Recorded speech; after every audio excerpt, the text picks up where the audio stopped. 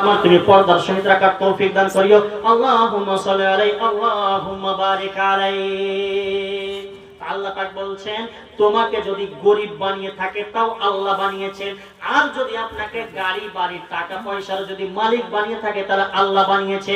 অতএব আল্লাহ বলছেন ফাআম্মা মান আতা, কোন মানুষ যদি আল্লাহর রাস্তাতে দান খায়রাত করে, খরচ করে, ওয়াত্তাকা, তার অন্তরের ভিতরে যদি আল্লাহর ভীরুতা থাকে, আল্লাহর ভয় যদি তার অন্তরে থাকে, আর 3 নম্বর হচ্ছে ওয়াসাদ্দাকা বিল হুসনা, কোরআনে যা কিছু আছে হুকুম আহকাম যা কিছু আছে সমস্ত জিনিসকে যদি সত্য মনে করে নিতে পারে, সত্য মনে করে তারপর যদি আমল করতে শুরু করে দেয়, আল্লাহ পাক বলেছেন ফাসানুয়াসসিরুহু লিল ইসরা, আমি আল্লাহ রাব্বুল আলামিন ওই মানুষটার জন্য জান্নাতের পথকে আসান করে দিব। এই কথাটা আর একজন ছেলে, ছোট্ট ছেলে 100 টাকা দান করেছে, রব্বুল আলামিন যে উদ্দেশ্যে দান করেছে তার শব্দ গ্রহণ করা। আল্লাহ রাব্বুল আলামিন আরো একজন মা আমার 200 টাকা দান করেছে, যে উদ্দেশ্যে দান করেছে তার দানকে তুমি সাদরে গ্রহণ করে নাও। রব্বুল আলামিন আমার মাকে তুমি পাকা শাকা নামাজি বানিয়ে দিও, তাকে তুমি বালা মুসিবত থেকে তুমি বাঁচিয়ে রাখিও, তাকে ঈমানি হালাতে দুনিয়াতে বাঁচিয়ে রাখিও।